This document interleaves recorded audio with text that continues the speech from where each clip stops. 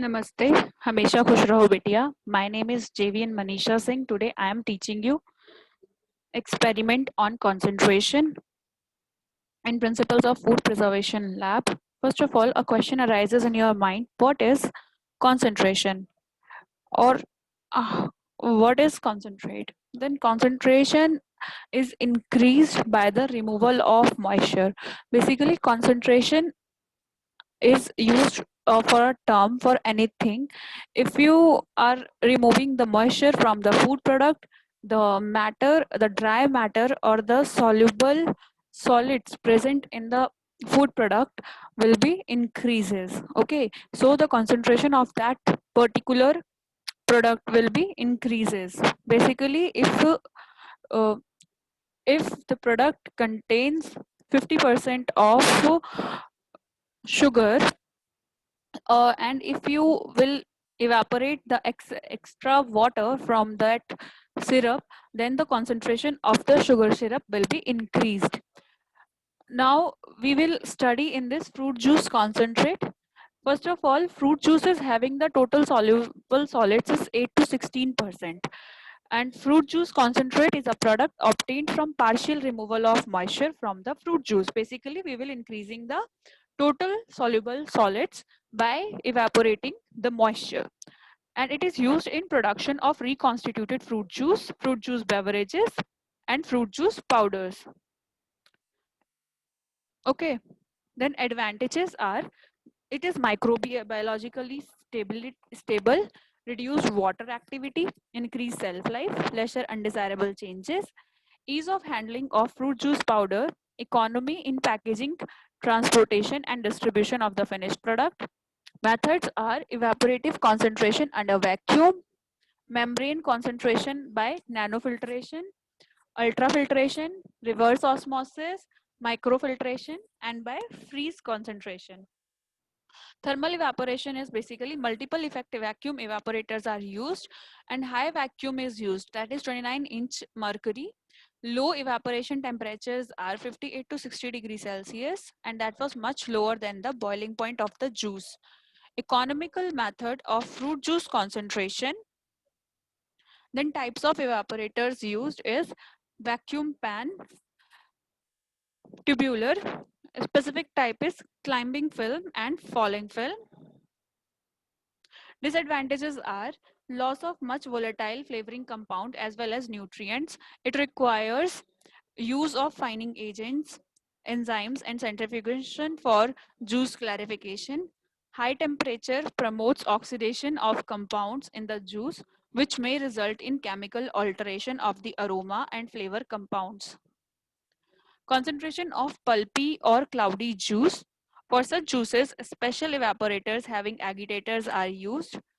Serum concentration process is juice by centrifugation, pulp or solid phase plus serum liquid phase, then mixing and then concentration is done. Fouling is a formation of burnt layer. Concentration becomes difficult by the formation of fouling. Then retardation of heat transfer. Overall heat transfer coefficient reduces. Then we can study freeze concentration. Then cold, it is cold, gentle and selective concentration procedure. Two distinctive steps are ice crystallization and ice separation from the concentrate phase are involved. In stage 1, there is a direct contact crystallizer and indirect contact crystallizer. In stage 2, there is a presses, filtering centrifuges, wash columns, and any combination of the above. Then advantages and disadvantages. Advantages are the less energy is needed to freeze a unit of water. The low process temperature, it prevents undesirable chemical and biochemical reactions. Minimum color change and non-enzymatic browning and vitamin losses. As vacuum is not involved, the losses of low boiling flavor and aromatic esters are completely avoided. Better flavor profile. And the major problem is the loss of soluble solids of the juice in the separated ice. The final concentration of the concentrated juice is as low as 40 to 55% of dry matter due to steep increase in the viscosity of ice concentrated mixture.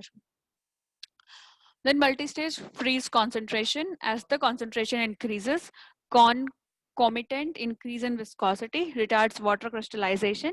In such process, the ice crystals are separated out at the end of each cycle. The remaining concentrate after separation are fed to the succeeding crystallizing compartments. In these compartments, ice crystals are separated at different levels of concentration and viscosity. Then membrane processing. Usage is clarification, the juice by means of ultrafiltration and microfiltration, concentration by means of nanofiltration and reverse osmosis. Ultrafiltration performs clarification and fractionation, and reverse osmosis performs concentration. Pressure forces out the water from the juice. Combined UF and RO. Initially, the fruit juice is passed to the ultrafiltration system to remove suspended solids. The UF permeate is directed to the RO system to simultaneously concentrate the flavor and aroma compounds, sugars, and amino acids for eventually reconstitution to single strength juice. This allows for the concentration of orange juice to levels of 42 degree Brix. On commercial scale up to 45 to 55 degree Brix can be achieved. Then drying of fruit juices, nearly complete removal of moisture. That is purpose is enhances storage stability, minimizes packaging requirements, and it reduces the transport weight.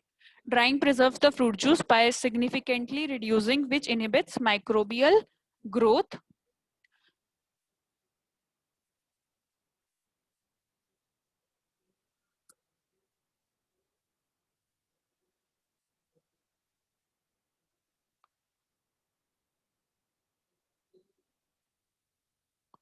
Hope you all are satisfied with this session. This session is powered by Digital Version 2.0, Jyoti Vidyapeeth Women's University, Jaipur.